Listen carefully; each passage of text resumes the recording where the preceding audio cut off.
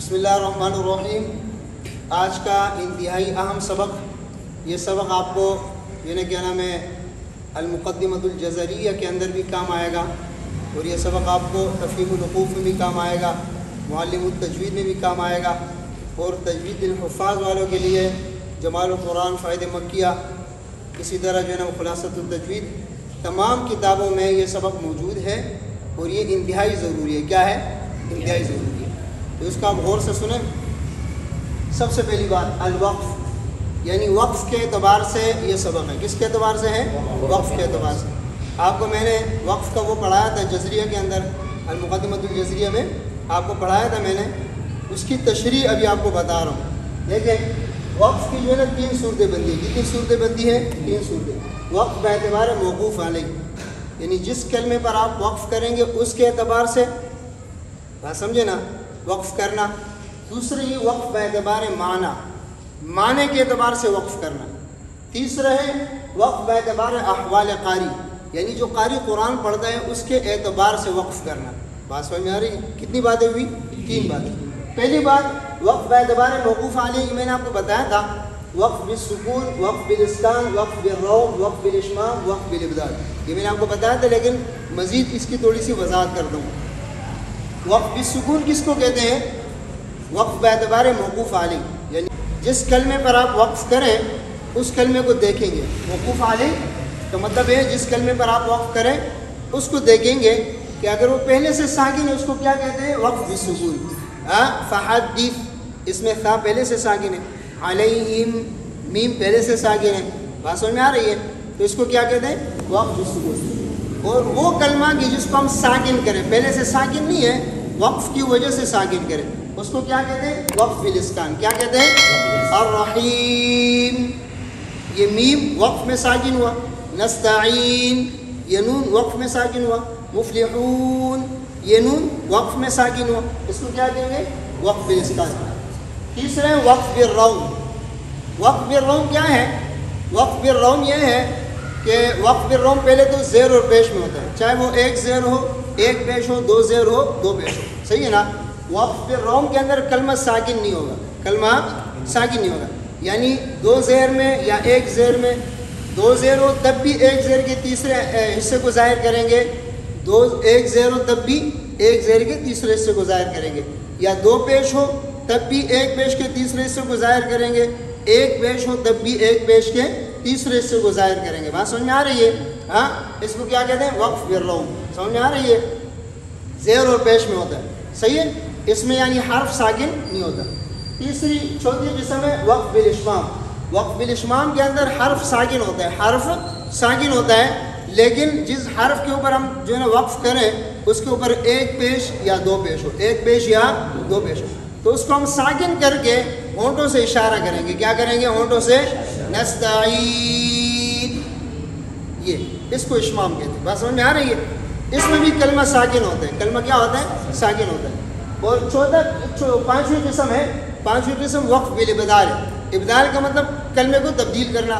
ابداً وقفاً ابدا، برارۃ وقفاً برارہ، یعنی تا بول ہا، یعنی تا ہا ساکن سے تبدیل ہوئی وقف میں، ابداً دو زبر الف مدہ سے۔ بات سمجھ میں آ رہی ہے؟ تو اس کو کیا کہیں گے؟ وقف بالابدال۔ یہ بات سمجھ میں آئی؟ یہ تو آپ نے پڑھا تھا۔ اس کے بعد ہے کیا نام ہے؟ وقف باعتبار معنی۔ کیا ہے؟ وقف باعتبار معنی۔ وقف باعتبار معنی، اس کو آپ سمجھیں، وقف باعتبار معنی کی دو صورتیں بنتی ہیں۔ کتنی صورتیں بنتی ہیں؟ دو صورتیں۔ ایک صورت جو ہے نا الوقف الجائز، دوسرا الوقف الممنوع۔ بات سمجھ میں آ رہی ہے؟ ہاں، یعنی وقف باعتبار معنی، وقف باعتبار معنی کی دو صورتیں بنتی ہیں۔ کتنی صورتیں بنتی ہیں؟ ایک ہے الوقف الجائز، جس کے اوپر وقف کرنا جائز ہے۔ دوسرا ہے الوقف الممنوع، یعنی جس کے اوپر کیا نام ہے؟ وقف کرنا کیا ہے؟ منع ہے۔ وقف کرنا کیا ہے؟ منع ہے۔ بات سمجھ میں آ رہی ہے؟ الوقف الجائز جو ہے اس کی تین صورتیں ہیں۔ کتنی صورتیں ہیں؟ تین صورتیں ہیں۔ الوقف التام، الوقف الکافی، الوقف الحسن۔ الوقف التام کس کو کہتے ہیں؟ یعنی موقوف علیہ، جس کلمے کے اوپر ہم وقف کریں اس کلمے کا اس کے بعد والے کلمے کے ساتھ لفظی تعلق بھی نہ ہو اور معنوی تعلق بھی نہ ہو. بات سمجھ میں آ رہی ہے؟ بات سمجھ میں آ رہی ہے نا؟ وقف تام کس کو کہتے ہیں؟ الوقف التام اس کو کہتے ہیں کہ جس کلمے پر ہم وقف کریں اس کلمے کا اس کے بعد والے کلمے کے ساتھ لفظی تعلق بھی نہ ہو اور معنوی تعلق بھی نہ ہو. جیسے المفلحون، اولئک علی ھدی من ربہم واولئک هم المفلحون. تو مفلحون کا ان الذین کفروا کے ساتھ نہ لفظی تعلق ہے نہ معنوی تعلق ہے. وَلَهُمْ عَذَابٌ عَلِيمٌ، اس کا بھی ما بعد کے ساتھ لفظی تعلق بھی نہیں ہے اور معنوی تعلق بھی نہیں ہے. تو اس کو کیا کہتے ہیں؟ بات سمجھ میں آ رہی ہے؟ دوسرے نمبر پر ہے الوقف کافی. وقف کافی یہ ہے کہ موقوف علیہ کا ما بعد کے ساتھ لفظی تعلق نہ ہو، معنوی تعلق ہو. کیا ہو؟ معنوی تعلق ہو، لفظی تعلق نہ ہو. جیسے وما هم بمؤمنین یخادعون اللہ والذین آمنوا. اسی طرح جو ہے نا کیا نام ہے وما انزل من قبلک وبالآخرۃ هم یوقنون اولئک علی ھدی من ربہم وبالآخرۃ هم یوقنون اولئک علی. اس کا معنوی تعلق ہے نا آگے کے ساتھ، لفظی تعلق نہیں ہے، معنوی تعلق ہے. بات سمجھ میں آ رہی ہے؟ تو یہ جو ہے کیا نام ہے اس کو وقف کافی کہتے ہیں. یہاں پر وقف کرنا بھی صحیح ہے. وقف تام میں سب سے بہتر ہے وقف کرنا، وقف کافی میں بھی وقف کرنا صحیح ہے. بات سمجھ میں آ رہی ہے؟ تیسرے نمبر پہ الوقف الحسن. وقف الحسن کیا ہے؟ ما بعد سے لفظی اور معنوی تعلق ہو، ما بعد سے لفظی اور معنوی تعلق ہو لیکن وقف کرنے کی وجہ سے معنی خراب نہ ہوتا. وقف کرنے کی وجہ سے معنی خراب نہ ہوتا.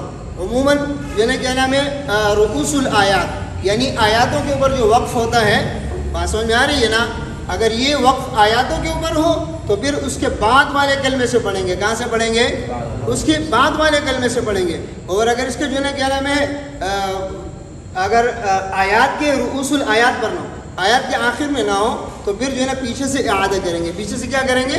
سبح اسم ربک الاعلی الذی خلق فسوی. لفظی تعلق، معنوی تعلق. بات سمجھ میں آ رہے کہ نہیں آ رہے ہے نا؟ ہاں. لیکن اب آیات رؤوس الآیات ہے، سبح اسم ربک الاعلی، وقف کر لیا. اس کو وقف الحسن کہتے ہیں. کیا کہتے ہیں؟ الوقف الحسن. بات سمجھ میں آ رہی ہے؟ ما بعد سے پڑھیں. کیوں؟ رؤوس الآیات ہے. صحیح ہے نا؟ ہاں. اگر آیات کے درمیان میں وقف کریں، آیات کے درمیان میں وقف کریں تو ما قبل سے اعادہ کرنا ہے. کس سے اعادہ کرنا ہے؟ ما قبل سے. پہلے والے وقف میں وقف تام کے اندر اور وقف کافی کے اندر ما بعد سے پڑھیں گے. کہاں سے پڑھیں گے؟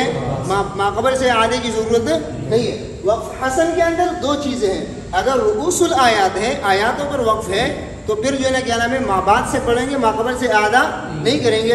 اگر رؤوس الآیات نہیں ہے تو ما قبل سے اعادہ کر کے پڑھیں گے. بات سمجھ میں آ رہی ہے؟ اس طرح جو ہے نا کیا نام ہے یہ تینوں کیا ہے؟ الوقف الجائز. سمجھ میں آ رہا ہے؟ چوتھی قسم ہے الوقف الممنوع. اس کی دو قسمیں. کتنی قسمیں؟ ایک قبیح ہے اور ایک اقبح ہے. ایک قبیح ہے اور ایک اقبح ہے. قبیح کیا ہے؟ یعنی جو کلمہ ہے مبتدا اور خبر. دیکھو کوئی بھی کلمہ مبتدا اور خبر سے پورا ہوتا ہے نا. آپ مبتدا کے اوپر وقف کر لیں، مبتدا پر وقف کر لیں. آپ پہلے یہ سمجھو یعنی اس کا لفظی اور معنوی دونوں تعلق ہو، لفظی اور معنوی دونوں تعلق ہو، لیکن وقف کرنا نامناسب ہو. وقف کرنا کیا ہو؟ نامناسب ہو. اب مبتدا خبر ہے، بات سمجھے، محمد الرسول اللہ، اس پر محمد پر آپ نے وقف کر دی. ایک بات سمجھ میں آ رہی ہے کہ نہیں؟ تو اس طرح جو ہے کیا نام ہے اس طرح وقف کرنا درست نہیں. بات سمجھے کہ نہیں سمجھے؟ ہاں. لیکن اگر یہاں پر وقف کر لیا تو اعادہ پیچھے سے کرنا ہے. کس سے کرنا ہے؟ پیچھے سے کرنا ہے. اسی طرح جو ہے کیا نام ہے اگر فعل فاعل، فعل اور فاعل جملے کے اندر ہے، آپ فعل پر خبر کریں، فاعل پر وقف نہ کریں.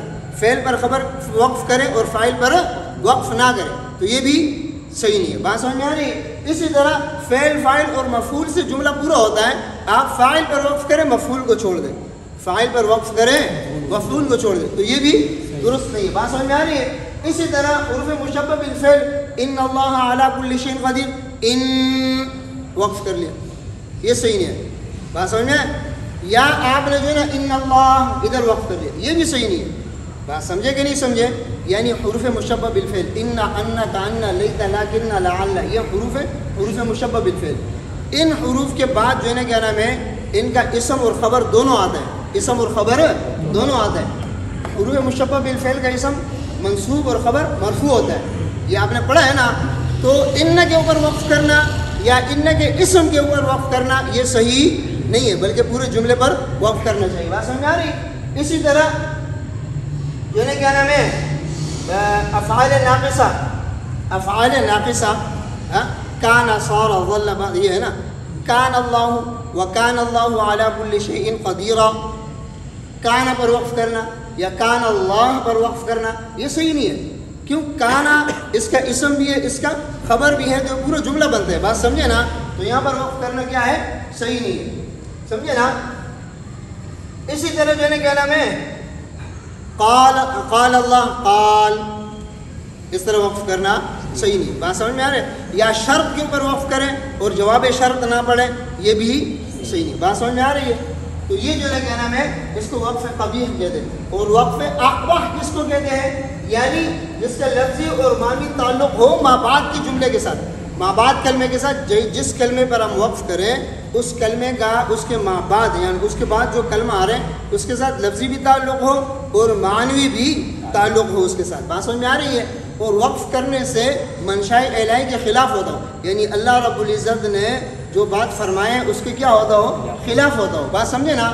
جیسے اللہ رب العزت فرما رہے ہیں نا یا ایھا الذین آمنوا لا تقربوا الصلاۃ وانتم سکارى، یعنی نماز کے قریب نہیں جانا جب تم نشے میں ہو. جب تم کس میں ہو؟ نشے میں ہو. تو اگر کوئی یہاں پر وقف کرے یا ایھا الذین آمنوا لا تقربوا الصلاۃ، اے ایمان والو نماز کے قریب مت جانا، یہ اللہ رب العزت تو نہیں فرما رہے، یہ اللہ کی مرضی کے خلاف ہو گیا، اللہ کے حکم کے خلاف ہو گیا. فویل للمصلین، یہاں پر کوئی وقف کرے فویل للمصلین، ہاں تو اس کا مطلب کیا ہے کہ نمازی جو ہے نا وہ نمازیوں کے لیے ہلاکت ہے. تو نمازیوں کے لیے ہلاکت ہے نہیں ہے. الذین هم عن صلاتهم ساہون، یعنی ان نمازیوں کے لیے جو نمازوں میں سستی کرتے ہیں. تو فویل للمصلین پر وقف کرنا کیا ہے؟ اقبح ہے. اسی طرح جو ہے کیا نام ہے یا ایھا الذین آمنوا لا تقربوا الصلاۃ، ادھر وقف کرنا کیا ہے؟ اقبح ہے. بات سمجھ میں آ رہی ہے کہ نہیں آ رہی ہے؟ تو یہ جو ہے کیا نام ہے اس طرح وقف کرنا درست نہیں ہے. دوسری بات وقف اعتبار احوال قاری، یعنی جب قاری قرآن پڑھتا ہے تو وہ دو قسم کے وقف کرتے ہیں. کتنے قسم کے وقف کرتے ہیں؟ ایک وقف اختیاری ہے. کیا ہے؟ وقف اختیاری، یعنی اپنے اختیار سے وقف کرتے ہیں. کس سے وقف کرتے ہیں؟ اپنی مرضی سے وقف کرتا ہے. بات سمجھے نا؟ ہاں. اور دوسرا وقف کیا ہے؟ اضطراری. صحیح ہے؟ اضطراری کا مطلب یہ کہ وہ اپنی مرضی تو وقف نہیں کر رہے ہیں، یا اس کا سانس ٹوٹ گیا یا اس کو کھانسی آ گئی یا جو ہے نا کیا نام ہے استاد سکھانے کے لیے اس کو کلمہ ایک ایک پڑھا رہے ہیں، یا وہ قراءات کے اندر قراءت سبع کے اندر قراءت عشرہ کے اندر وہ جو ہے نا کیا نام ہے مختلف وجوہ جمع کر رہے ہیں. کیا کر رہے ہیں؟ اختلافات کو جمع کر رہے ہیں. یعنی ایک آیات پڑھ کے پھر جو ہے نا کیا نام ہے ایک روایت کے لیے اختلاف پڑھا، پھر دوسرے راوی کے لیے پڑھا، پھر تیسرے راوی کے لیے پڑھا، چوتھے راوی کے لیے پڑھا. تو اس کو کیا کہتے ہیں؟ اضطراری. کیا کہتے ہیں؟ اضطراری. اضطراری کی ایک صورت یہ ہے کہ ایسی جگہ وقف ہو جانا کہ جس سے معنی غلط ہوتا ہو، جس سے معنی غلط ہوتا ہو. صحیح ہے نا؟ اور یہ اس کے اوپر پڑھنے والے کے اوپر گناہ نہیں ہے. کیوں؟ وہ اس یعنی سانس ٹوٹ گیا ہاں یا اس کو کھانسی آ گئی. بات سمجھے نا؟ تو اس میں جو ہے اعادہ کرنا کیا ہے؟ ضروری ہے. پیچھے سے اعادہ کرنا ضروری ہے. تو یعنی باعتبار احوال قاری کتنی صورتیں ہیں؟ دو. اختیاری تو آسان ہے نا، اپنے اختیار سے وقف کرنا، اس جگہ پر وقف کرنا جہاں پر وقف مناسب ہو. اضطراری وہ ہے کہ قاری جو ہے نا کہنے میں پڑھیں اس کے ارادہ وقف کرنے کا نہ ہو لیکن سانس ٹوٹ گیا یا اس کو کھانسی آ گئی ہاں یا کوئی اور اس طرح مسئلہ اس کے ساتھ ہو گیا کہ جس کی وجہ سے ہاں تو اس صورت میں کیا کرے گا؟ وہ اعادہ کرے گا. کیا کرے گا؟ بات سمجھ میں آ گئی؟